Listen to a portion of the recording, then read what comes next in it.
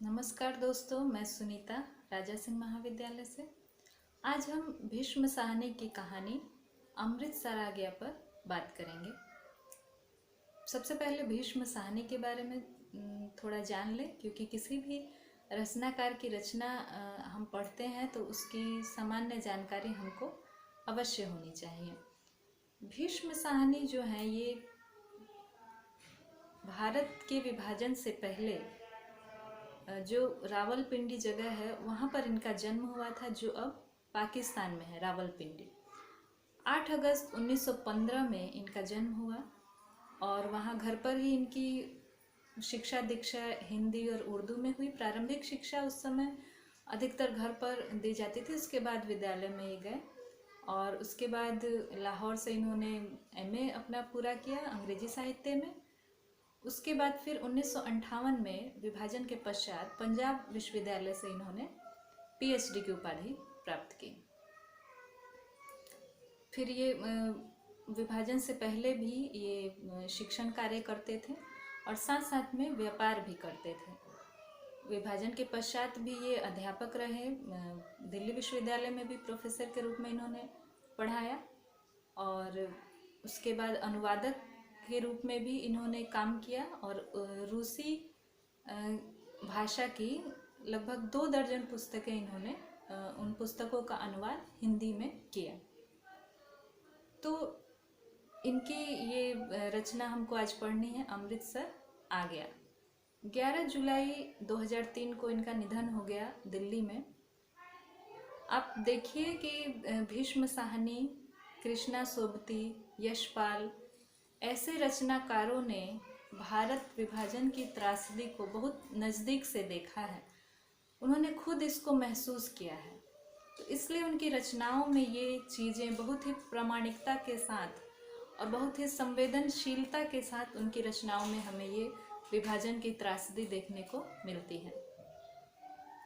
अब आप समझिए, यहाँ पर सहानुभूति और स्वानुभूति की बात आती है कि जो खुद महसूस किया जाए स्वानुभूति, और जो किसी के प्रति सहानुभूति यानी उसके दुख को खुद दूसरा व्यक्ति उसके समान पहुंचने की कोशिश करे, वो सहानुभूति है।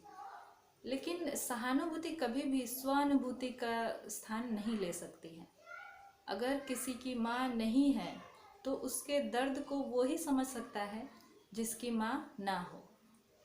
अगर माँ है हमारी और हम सोचे कि हाँ हमें उससे सहानुभूति है, उसको बड़ी तकलीफ़ होती होगी, माँ नहीं है, बड़ी परेशानी होती होगी, लेकिन हम उसके स्तर तक नहीं पहुँच सकते हैं।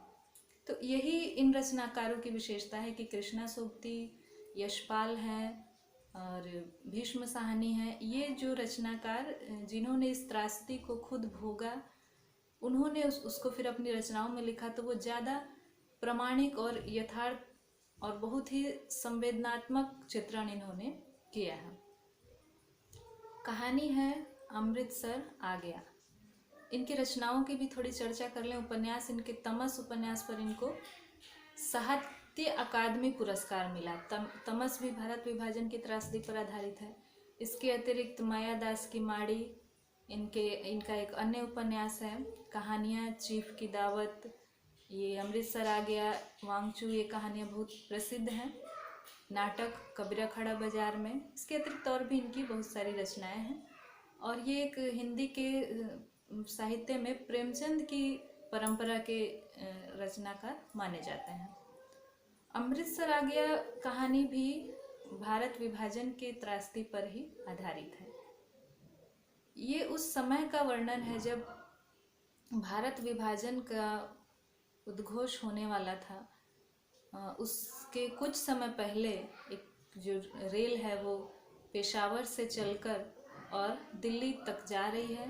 उस रेल में जो यात्री हैं उनकी मानसिकता में कैसे कैसे परिवर्तन आता है, उनकी बातचीत कैसे बदलती है, कैसे एक साधारण आदमी जो है वो सांप्रदायिक पूरी तरह से बन जाता है परिस्थितियों के हिसाब से।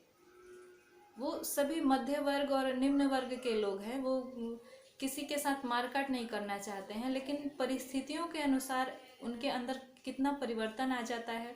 और जैसे जैसे गाड़ी पेशावर पाकिस्तान के इलाकों, मतलब उस समय जो पाकिस्तान बनने के लिए प्रस्तावित जो इलाके थे उनसे बढ़ते हुए हिंदुस्तान के इलाकों अमृतसर की तरफ आती है, वैसे वैसे गाड़ी के डिब्बों में क्या क्या परिवर्तन होता है, बड़ी ही सूक्ष्म दृष्टि से इसको लेखक ने दिखाया है। वो स्वयं भी एक मुसाफिर के रूप में इस डिब्बे में उपस्थित हैं। मैं शैली में ये कहानी है पूरी, और उसमें उन्होंने दिखाया है, क्योंकि देखिए अचानक बहुत जल्दी जल्दी ये सब घटनाएं हुई। 3 जून 1947 को ये मतलब भारत विभाजन के जो रूपरेखा प्लान तैयार हुआ, और 15 अगस्त को विभाजन हो भी गया और आज़ादी मिल गई। तो इस 2-2.5 महीने के अंदर ये सब इतना जल्दी जल्दी हुआ कि लोगों को समय ही नहीं मिला कि वो अपने को उस अनुसार व्यवस्थित करें, उनकी अपने मानसिकता को उस हिसाब से बदलें। अचानक से ये सारी घटनाएं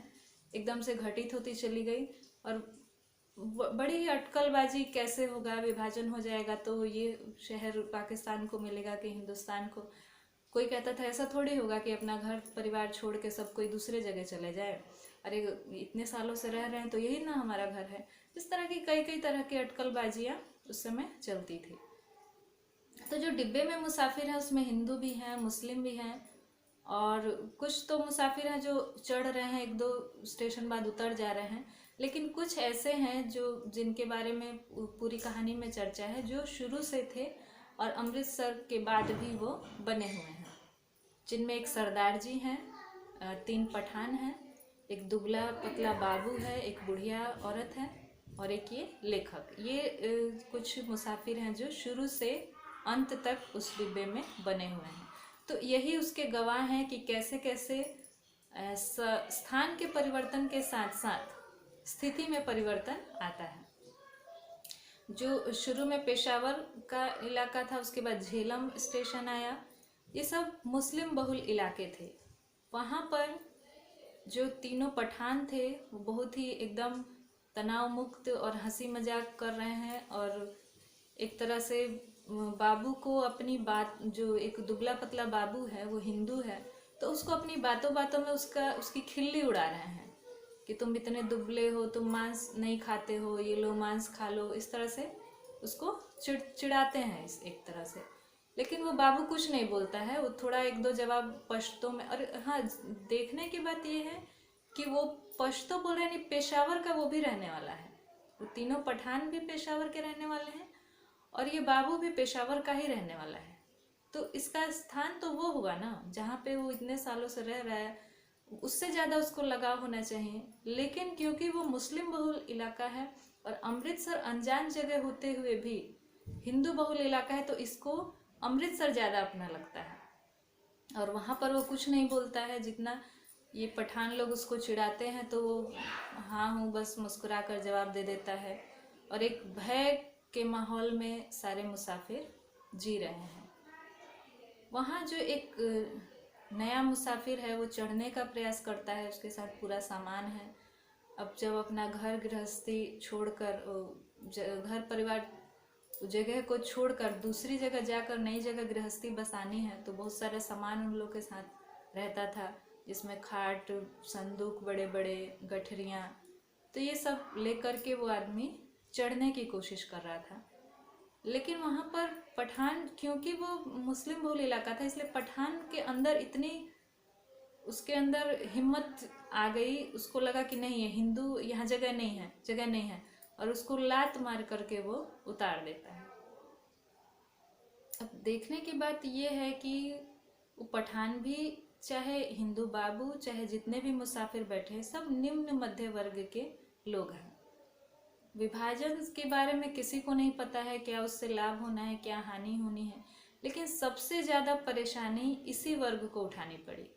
जहाँ भी दंगों में मृत्यु हुई, सबसे ज़्यादा निम्न वर्ग, निम्न मध्य वर्ग, इन्हीं लोगों को झेलना पड़ा सबसे ज़्यादा। और वो बेचारा गरीब जो है वो नीचे उतर जाता है, उसकी बीवी बेटी है साथ में, और वो उसको धक्का देते हैं, लेकिन वो लात जो है उसकी बीवी के कलेजे पर जा कर के लगती है। ऐसी स्थिति में भी कुछ लोग थे जो इंसानियत के पुजारी थे, मानवता के पुजारी। उसमें एक बुढ़िया जो है, बुढ़िया चरित्र जिसको दिखाया गया है, वो उनको बोलती है कि ये तुम लोग बहुत बुरा कर रहे हो, क्यों उसको धकेल रहे हो नीचे। और वही बुढ़िया फिर बाकी सारे मुसाफिरों का परिवर्तन होते जाता है स्थान के हिसाब से, लेकिन वो बुढ़िया एक ही भाव में, वो शुरू में भी है और अंत तक भी वो एक ही भाव में कि किसी गरीब मजबूर का आप लोग क्यों उसको परेशान कर रहे हैं, यही उसका भाव रहता है।